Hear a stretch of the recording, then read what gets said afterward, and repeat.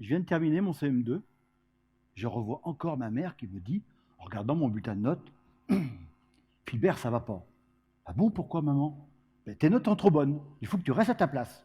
Tu seras maçon comme ton père. À 10 ans, quand vous recevez ça, ça vous refroidit. Moi, je suis resté en hibernation pendant 8 ans, jusqu'à la fin de ma scolarité. Et pourtant, je rêvais d'être avocat. Il faut savoir que sur mon île, mes parents m'enseignaient des valeurs très fortes. Courage et travail. Mais le travail laborieux, pas le travail intellectuel. Ça, c'est pour les feignants. En tout cas, c'est ce qu'ils m'ont appris.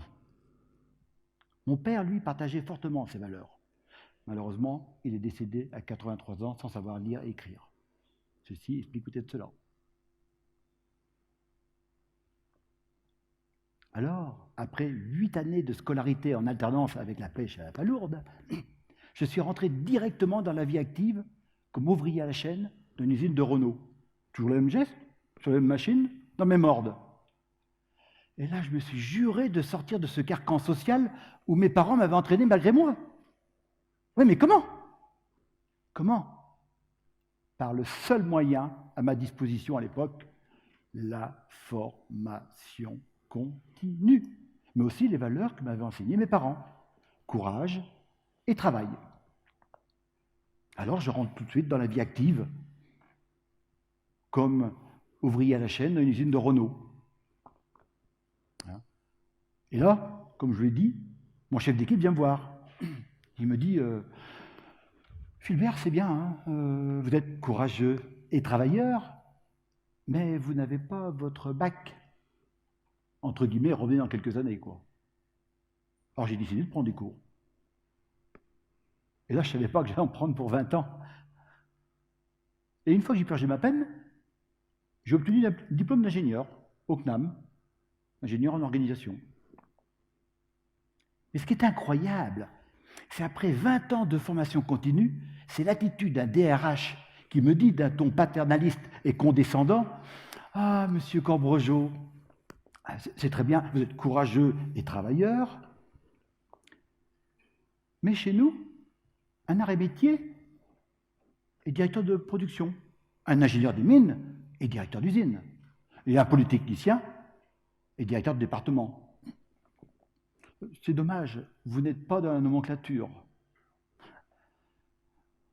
Alors je me suis dit, il y a un bug dans le système managérial. Rassurez-vous, je l'avais compris avant, hein, quand même. Mais là, je me suis dit, il faut que je fasse quelque chose. Puis depuis, c'est mon métier. Non, c'est un combat. Non, j'en ai fait un combat. Pourquoi j'en ai fait un combat? Parce qu'en 20 ans d'évolution, d'ouvrier à directeur, en passant par technicien, responsable, ingénieur, directeur, j'ai pris réellement conscience qu'il y avait des talents cachés à tous les niveaux hiérarchiques et qui méritaient d'être révélés. Et j'en ai croisé des personnes bien plus compétentes que moi qui n'ont pas pu évoluer. Pourquoi? Selon une légende indienne, un jour un fermier trouva un œuf d'aigle par terre. Il le ramassa et le déposa dans son poulailler, en espérant qu'une poule vienne le couver. Et ce fut le cas. Vient très net un petit aiglon qui s'est mis à vivre avec une portée de poussins, à caqueter, à engraisser comme une poule, à s'envoler en perdant quelques plumes sur quelques mètres, à supporter l'humeur du coq et avoir peur du renard qui rôde. Enfin bref, il vivait comme une poule, quoi. Un jour qu'il était en train de picorer avec sa commère la poule, il vit passer au-dessus de lui une ombre un peu effrayée. Il regarda, il voit un oiseau magnifique, majestueux. Il regarde sa commère. Ne rêve pas, c'est un aigle. Tu ne seras jamais comme lui. Lui, il en rêvait d'être un aigle. Il le sentait dans son corps qu'il avait la capacité. Et puis, les semaines, les mois, les années passèrent. Il devient vieux, très vieux, et finit par mourir, sans savoir qu'il était le roi des oiseaux, puissant, fort, rapide, et avec une vue perçante. Alors arrêtez de vivre comme des poules. Ne vous considérez pas incapable d'évolution. Et si on essayait d'aborder ensemble les 4 graines qui permettent de transformer un aiglon en aigle. Première graine, le potentiel. Bien se connaître permet de se mettre à la bonne place. Alors vous pouvez demander à votre entourage pour avoir une perception. Vos parents, vos enfants, votre conjoint, est-ce qu'ils seront objectifs sur vos capacités professionnelles? J'en doute. Alors dans ce cas, vous pouvez demander à votre entourage professionnel, patron, collaborateur, hiérarchie, est-ce qu'ils seront objectifs sur vos capacités personnelles? J'en doute. Est-ce qu'ils vous diront tous la vérité? J'en suis moins sûr.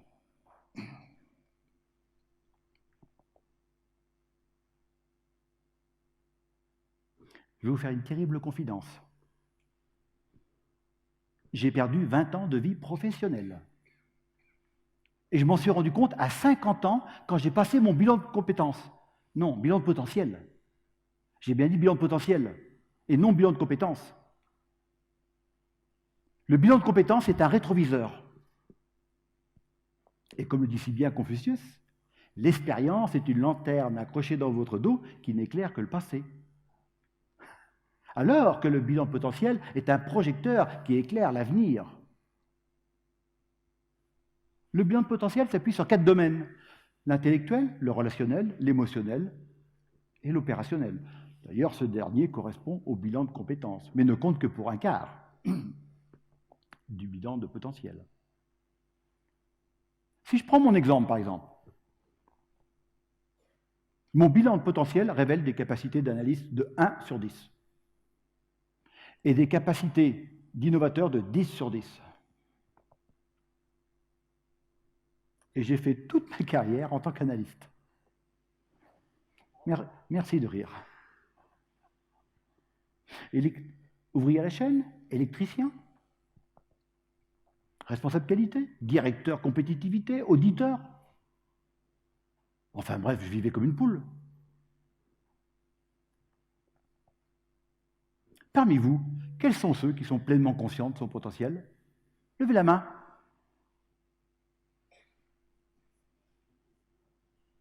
Ah, on dirait qu'il y a beaucoup d'aiglons.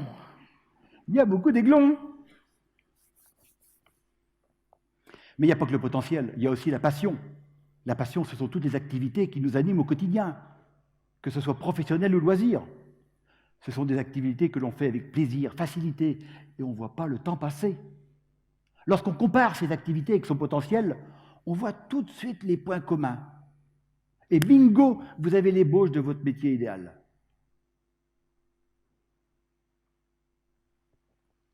Quand j'ai pris les cours du soir pour passer mon bac électrotechnique, il y avait une matière qui me passionnait, c'était la productique.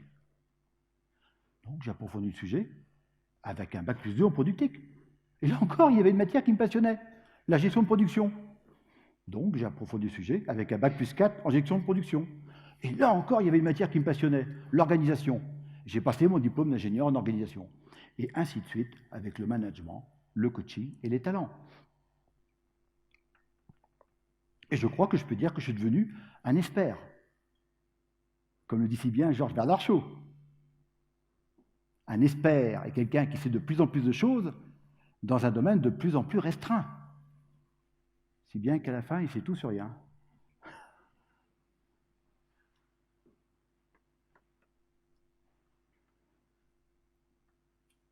Mais là encore, plus sérieusement, j'en ai croisé des personnes beaucoup plus intelligentes que moi et qui n'ont pas eu leur diplôme d'ingénieur. Qu'est-ce qui a fait la différence? La passion. La passion. La passion, c'est un moteur qui va maintenir votre détermination et votre motivation pour aller jusqu'au bout du chemin. Mais pour ne pas s'écarter du chemin, il faut visualiser son étoile. Comme les rois mages, d'ailleurs. Malheureusement, à l'école, on nous apprend à suivre son chemin selon une pancarte unique, capacité intellectuelle, en oubliant les autres pancartes dont j'ai cité tout à l'heure, relationnelles, émotionnelles et opérationnelles. On trace son chemin selon une carte préprogrammée. Bac, bac plus 2, 3, 4, 5. Et lorsqu'on relève la tête, on s'aperçoit trop souvent qu'on s'est éloigné de son étoile. Et par méconnaissance de celle-ci d'ailleurs. D'où la nécessité de bien connaître son potentiel et d'ajuster sa formation en permanence.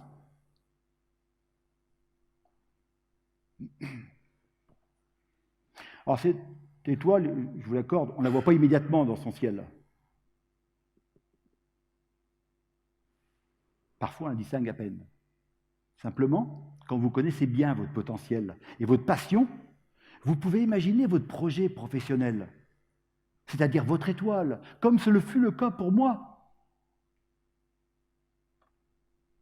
Je rêvais d'être avocat et la cabane est tombée sur le chien à cause d'un carcan familial. Pour autant, mon rêve s'est transformé en étoile à partir du moment où ma passion s'alignait avec le potentiel. Je crois qu'on peut parler d'aliment des étoiles, oui. Pour preuve, quand j'étais directeur, j'adorais jouer le rôle de tuteur. Et là, j'ai pris conscience que je préférais être tuteur que directeur. Eh bien, à partir de ce moment-là, j'ai changé de métier. Eh oui. D'abord formateur, animateur, coach, conférencier. Et maintenant, avocat des talents cachés.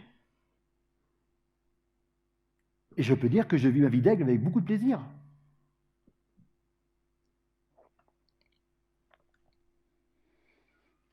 C'est vrai que l'étoile, au départ, on ne la voit pas très bien. Hein. Pour la définir, j'ai envie de vous donner une méthode. Paxez-vous avec l'avenir. Paxer, ça veut dire planifier, ambitieux, concret, qui a du sens et qui est évaluable. Ça évite de dévier de sa route. Parce qu'avec l'activité, on peut très très vite changer d'orientation. Surtout au bout de quelques mois.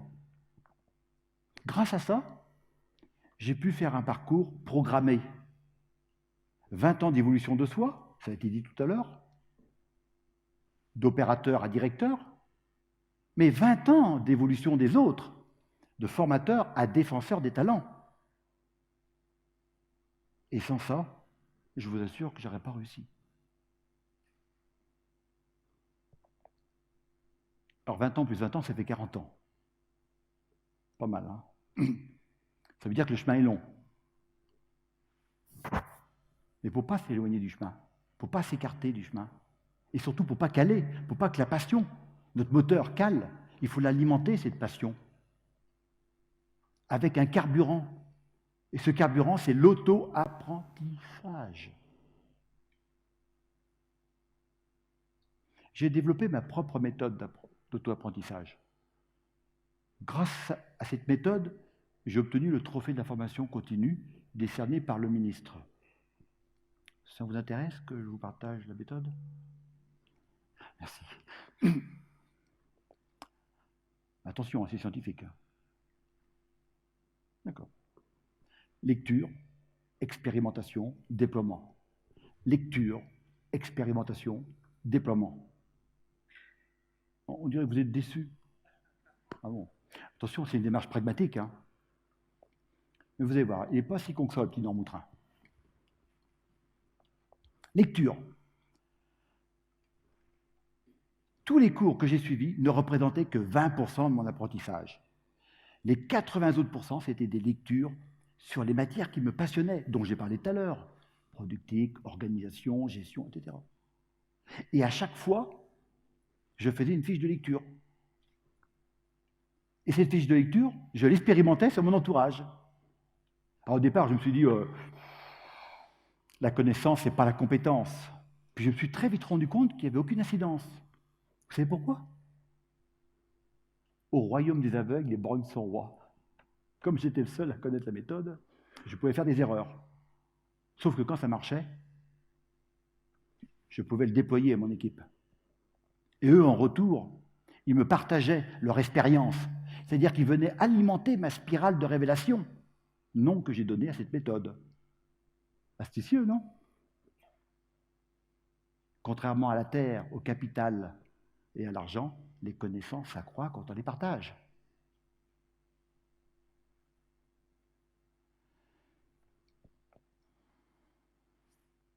Vous l'avez compris, pour moi, l'auto-apprentissage, Ça a été mon vecteur d'évolution. Et si je veux faire l'analogie avec le sport, ça aide un sportif à devenir un athlète, à tout apprentissage. C'est comme l'entraînement. Mais un sportif ou un athlète, il ne va pas s'entraîner à n'importe quelle heure. Hein. Moi, je révisais, j'apprenais mes matières, ou je lisais à des heures propices. Et je me relaxais à d'autres moments. Et je fais toujours cette méthode-là. Et comme un athlète, eh bien, je m'alimente correctement. J'ai une hygiène de vie correcte. C'est-à-dire que je ne vais pas essayer d'avoir toutes les connaissances possibles, parce qu'avec les réseaux sociaux, vous pouvez. Hein. Alors là, si vous voulez, vous pouvez très très vite vous éparpiller. Eh bien non. Oui, moi je le fais pareil. Je vais sur les réseaux sociaux. Mais mes lectures, ils sont orientés par mon PAX. Eh oui.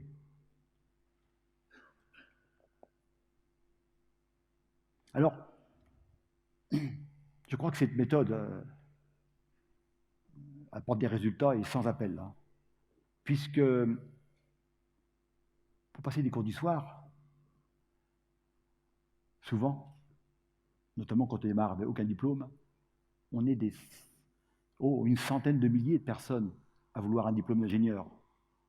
Et puis à la fin, on est environ 1 millier à avoir un diplôme d'ingénieur. Et puis, mieux encore, on est une centaine à avoir une mention, dont je fais partie. Et ce qui est incroyable, c'est que j'étais juste dans la moyenne. C'est ça que je veux vous donner comme message. C'est que j'étais même dans la moyenne basse. C'est incroyable. Ce qui prouve que tout le monde peut y arriver. Ce qui prouve que des gens ordinaires peuvent faire des choses extraordinaires. Oui, mais à condition de respecter l'alimentation des 4 graines. Potentiel, passion, perfectionnement, projet.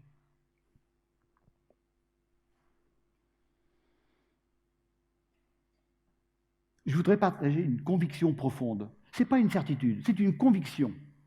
Vous êtes responsable de vos talents. Ce sont vos richesses professionnelles. Est-ce que vous avez envie de confier vos richesses personnelles à quelqu'un d'autre? Vos économies, l'éducation de vos enfants? L'entretien de votre maison? Bien sûr que non. Alors pourquoi vous confiez vos richesses professionnelles à votre patron, à votre DRH, à votre hiérarchie? Ils ne sont pas les seuls responsables.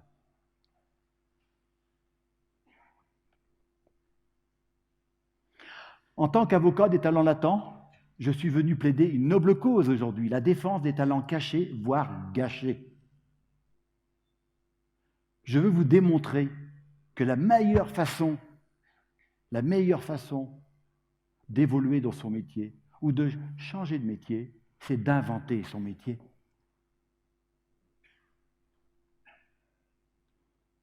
J'espère que j'ai réussi à réveiller l'aigle qui est en vous par ce témoignage. Oui, je vois déjà des yeux perçants qui brillent dans la salle.